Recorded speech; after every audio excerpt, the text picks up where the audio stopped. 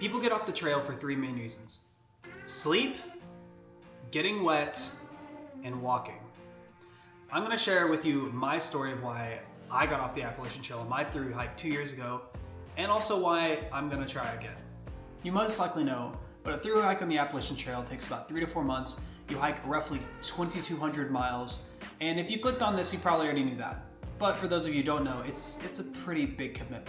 So the number one thing I want to talk about is sleep. A lot of you probably have taken this into consideration about the type of equipment that you have, making sure that you stay warm enough, making sure that you have enough water. But people don't consider how different the sleep is on the trail and even in a tent on the trail than just normal camping. You don't have the luxuries that you would in normal camping. You don't have the leniency to know that you're going to go home soon. So the mental game of sleeping in a tent and then also sleeping in whatever environment that it is, whether it's rain, whether it's cold, whether you're just uncomfortable sleeping in a different spot, that's something that's really going to affect your mental game. And what gets a lot of people out is that they can't acclimate and they can't get used to the sleeping in the wet. And we're going to get to my story later, and that's part of the reason that I quit. Second thing is walking through the woods. Obviously, if any of you are committing to a thru hike, a section hike, anywhere on the Appalachian Trail or any trail in general, you know that you're going to be walking through the woods. A lot of people love that, right? I love that. I love going on regular hikes. But the thing that people don't consider is that whenever you get uncomfortable, whenever you receive that adversity, sometimes you wake up like I did, and I'm like, what am I doing? I'm literally just walking through the woods, and the only thing you have to look forward to is walking through the woods some more. So once the trip, or the segment, the hike, whatever you want to call it, once it loses some of that magic, it's hard to wake up the next day and have the motivation to be, oh, I'm gonna go walk again a long time, and it's gonna hurt. Probably worse than it did yesterday. And it's a hard truth to come to the fact with, because you think about the trip and you think of this grand adventure, and it is, but it comes with a lot of suck. The third thing is getting wet. Obviously, many of you have been rained on before, but you don't have the luxury of an umbrella out there. And what people don't consider is how many days it rains in the spring months when most people go on the AT. You will be wet probably about 30 to 40% of the time. And not only do you need the right equipment, but you need to be able to mentally handle that. Because not only are you gonna be wet, your stuff's gonna be wet. And sometimes you're gonna go to sleep and it's just gonna be wet all around you in your tent. And that's difficult to deal with. It's very uncomfortable to sleep that way. There's a lot of other minute details like, drinking clean water, making sure that you have eaten enough calories every day, and a lot of small stuff along the way that will take care of that a lot of people focus on, but really that's the stuff that you're gonna get the hang of first. In my opinion, if you can conquer the sleep, being wet all the time, and the fact that some of the magic will wear off somewhere through the trip, then I think that you're pretty good to go. But there is a reason that the thru hiking has about a 20% success rate. So I set out to do the thru hike in 2022. It's now 2024. And we only made it 3 days, left on the 4th day. But there is some big things that I didn't consider. I mean, we did literal months of preparation between stuff, watching videos, looking at maps, planning out our trip, and we failed big time. Now, I take blame for it. It's my fault. But here, let me tell you what happened. So we got everything ready, super excited, spent way too much money on equipment, and we went March 21st of 2022 on a thru hike. I had told everyone for months that we were gonna go on a thru hike, and not only was it gonna be the best experience of my life, but we were gonna make the literal whole thing. And you'll see how that didn't turn out to be at all. So we get there, and we don't do the approach trail, because the approach trail, if you didn't know this, if you're planning on thru hiking, it's not a part of the actual Appalachian Trail. So you can skip it, and it's not like you skipped anything. It's like that trail, I swear they created that because it's like the weed them out trail. Like if you can't make it up that and you're struggling, they're like, go ahead and go home type deal. So just skip it, it's fine. First day, we take pictures, took some videos, wrote our name in the little book. Everything is going great. We hike 8 miles, chill, we get there at 2 p.m. But the different thing is that we went with some people that don't hike very often. They're gonna remain nameless in here. But one of the dudes that went with us got so dehydrated on the trail, he passed out and was laying on the trail, and like we're sitting at camp making some food, having a good time, and then we see this dude jogging up into camp that's like takes care of people. He's like the medic guy. He's like, we got a guy down out there, and then I'm looking at him and I'm saying, we haven't seen this guy in a minute. That's probably our guy.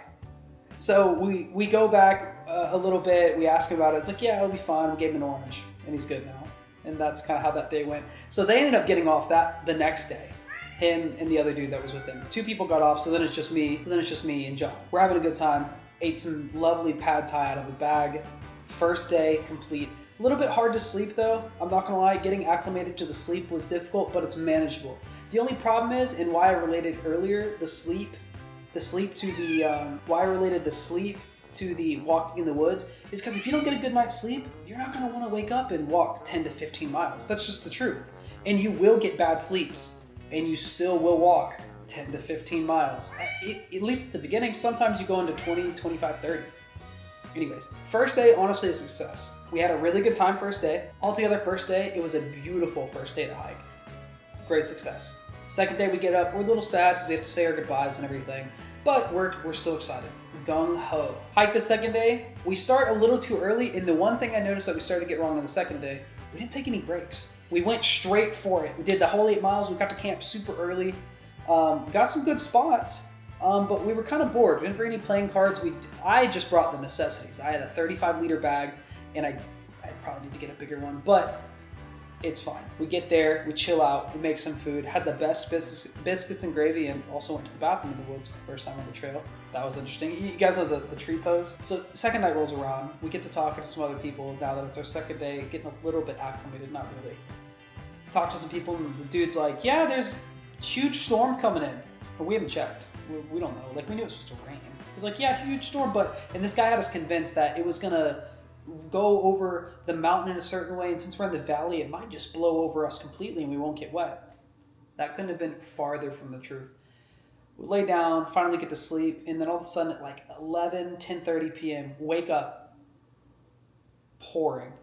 Like louder, like, I don't know how to explain it.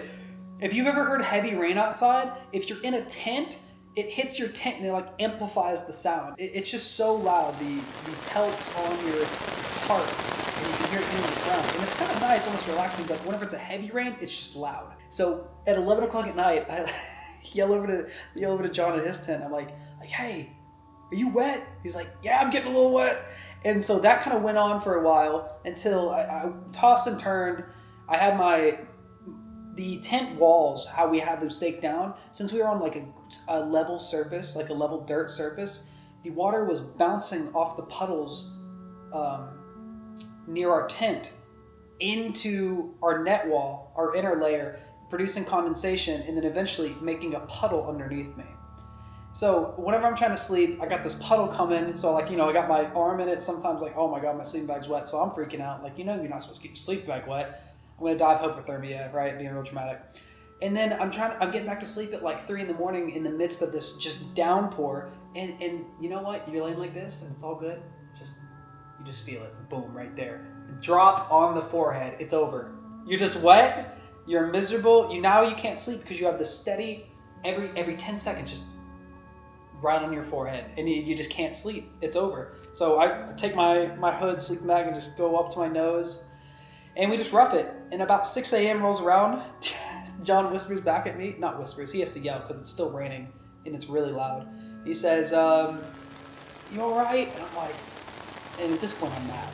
I'm like, no. Kind of lied. I was like, I'm okay. I'm good. He's like, well, I looked. It's supposed to keep raining. You wanna get going? And so I'm thinking it's gonna be fine. We'll dry out our stuff. I'll hang my tent and my everything from my pack on the back. It's gonna be fine, right? Until it's not. I do not have a poncho, but I had a rain jacket that I had from high school that I thought was waterproof. And I think it probably was waterproof for the, little drizzle that we walked from our high school building to the cafeteria. Those like 15 steps that I got rained on and didn't feel that wet. I thought that was good enough. No. Whenever it rained, it came through the jacket and was pouring out of my sleeve like a water slide. I had a water slide coming through my jacket, and John just looks at me, and I'm like this. I got my hood on, and I got my rain jacket, and I just got out of the tent, maybe like 30 seconds later, and I'm looking straight down, where just water slides out of my sleeves, and he just starts laughing. And that made me feel a little bit better, I'm not gonna lie. The comedic relief was nice, but I'm like, John, the rain jacket doesn't work. And so I'm wet. And then we finally got the morale back though. We were good. He said, embrace the suck. I was like, you're right. We get everything going, but everything's wet. Sleeping bag, tent, tarp. And that's when I found out that, you know what? There's gonna be days, literal days, that you're just gonna be wet and cold. And I had some personal things going on back home, which kind of was making me negative on top of my rising negativity from being wet. And so we're good. We embrace the suck. We make it past the morning. Basically, it was tough.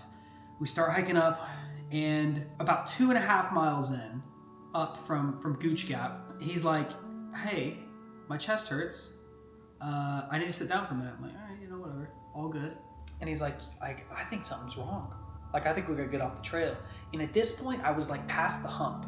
I was past the hump of being like super negative, dealing with all the adversity, because I just was like, we're just gonna hike all day. Because at this point, we still have the mentality of we just gotta go, right? No breaks. We break for lunch, right? We sit down for a second, and like 15 minutes, we're back at it. That's just that was our mentality going in, which was the wrong mentality. But we go back, I'm getting negative again because we're backtracking. We gotta backtrack 2.5 miles, which isn't a big deal. It's not big, but backtracking on the trail, it just feels extra bad because you already know you have 2,200 miles ahead of you. So backtracking is like, oh my God, not only do I have to go back, but I have to go back to this point again, and then some more. And through all of this, it was still raining, of course. So we get back, we get the funniest driver. I think his name was Scott. And dude, he rode down that mountain just whipping it in his like Honda CRV, and I was scared for my life, but it was super fun. Dude, like F word, every other word, it was great. But we get there, we get at the hotel, and I'm just getting negative. We're getting all of our stuff out, like laying it out on the ground. I take a shower, wash all the mud off of me and everything, and I get in bed, and while he's taking a shower, I'm in bed on my phone, and I'm like I'm texting my girlfriend at the time because I have to pay bills and stuff at home while I'm out there. So like I didn't have everything where I thought it probably should have been before I went on the trail. I just kind of did it, which is important. We're going to talk about my little recap of things that I'm going to do differently this next time. So as he's in the shower, I'm getting kind of negative, and then on a whim, I text my old manager at my job and I say, hey, can I get my job back? Sure enough, I get a text back like 20 minutes later, and he's like, yeah, like sure, come on in. Because like I had quit to go do some traveling, different things, like about a year before that. Maybe more like 7 months before that. So like, yeah, come on. So literally I had a job lined up. I missed my girlfriend. I was kind of miserable from the rain that day. And whenever John got out, we went and ate, and I talked to him. I was like, I don't know. And you gotta remember, before this, we had 2 great days, but I was so overwhelmed with like negative thoughts and adversity that I just couldn't mentally handle it. And that was my fault. And that was my fault. And I'll just leave it at that. So we got to the restaurant, and he's like, yeah, I think it's because I didn't eat enough food and everything, and I think we should go back. And I'm like, And he's like, what do you mean? I was like, I don't know. I don't really want to go back. He's like, really? Because it's only been 3 days. And he's like, really? I'm like, yeah, I'm just not having fun. It's like, why would I go continue to do something? This is the words I said. Why would I go to continue to do something that I'm not enjoying? I was like, whoa. Because now that I'm thinking about it, I love going on hikes. I love doing this, but I was just so overwhelmed and caught up with myself that I couldn't get past that adversity hump. And that's what got me off. And unless you can fight those demons in those first couple of weeks and kind of get used to that style, you're not going to make it. Or at least you might make it, but you might not have a good time doing it. It's a total mental shift. And so sure enough, we got off the trail, and even whenever we got home, he said, do you want to go back? And I declined him again because I had this thought it turned into work. And I had fantasized the trail to be some magical adventure that I'm just going to walk and I'm just going to forget all my problems. The truth is, out on the trail, you deal with all of your problems. You don't only deal with the fact that you're walking a lot of miles, not eating probably enough food, sweating, being cold, being wet. You also deal with all those other things that you don't think about on a day-to-day basis because you're distracted. You think about them out there because that's all you got. You got you, the trail, in your mind, and obviously whoever else is around you. And that is where the magic is. Being able to embrace your thoughts on a level that you've probably never been able to before because you can finally disconnect. And that's why I'm going back. I mean, there's other reasons that I'm going back too, but the reason I'm going back this time and I'm excited about it again is because I missed that opportunity. I missed the whole point of why I was going, because I had fantasized it to be something that it isn't. And now that I know what it is, we haven't committed to a thru hike this time. You might go for a week, 2 weeks, 3 weeks. We have a 3-week period blocked off for it, so maybe 3 weeks max. But if at the end of the 3 weeks, I'm still enjoying this hike, we're gonna keep going. We might not. We might quit after a week and say, you know, we'll do section hikes because that's what we prefer. But it's all about the mental. And the 3 things that I listed is something that I wasn't prepared for myself, and what I've looked up videos and people weren't prepared for. Like the sleep, getting wet, and the walking, which everyone knows that you're gonna be walking a lot of miles, but once you get out there and the fantasy rubs away and your leg hurts and you have a huge blister on the back of your heel, the magic wears quick. So you have to be ready for that. Because if you're not, it's just, you're not gonna have a good time. And I don't want you to set yourself up for failure, because I did that. I failed at it, and that was hard coming home, you know, telling people for months that I said, hey, I'm going on this big thru hike. It's gonna be great. I'm gonna make it 4 months. I'm gonna climb Mount Katahdin. It's gonna be great. And then you make it 4 days, come back 4 days. And that's, spoiler alert, that is why my new trail name from the other video is 3, because I only made it 3 full days on the trail. And I don't necessarily want it to be a negative reminder for me, but it is a reminder of who I was then and the mental I had then, not just on the trail, but in life and where I am now, which is arguably better, but also worse in some ways, but that's a story for another time. So that's why I failed the Appalachian Trail in 2022. Let me know in the comments below what other things that you maybe would add to this list. This is a personal list for me, and what I've seen a lot of people deal with that is very difficult. It is very difficult. But if you have anything else to add, please add it below. I'll reply to it. Regardless of how long we make it, I'm excited to bring you on the journey, because I'm going to be doing some daily videos, whether it's a week, 2 weeks, 3 weeks, or the whole thing. We don't know yet. I'm excited to record this part. Not just because it's something to record, but to look back one day at the memories of going out there is something that I miss. Because whenever we went to Europe, we didn't take enough pictures and videos, and we kind of missed that, because that was one of the fondest trips ever for us. So I'm excited to look back on this one. We have a couple more trail videos coming before we actually embark on this before we re-embark on the old journey on March 21st, 2024. But we have a couple more videos about that AT coming in the meantime. See you in the next one. Like that. Isn't that what YouTubers do? After you subscribe, dab. Don't forget to like the like and subscribe to the like button.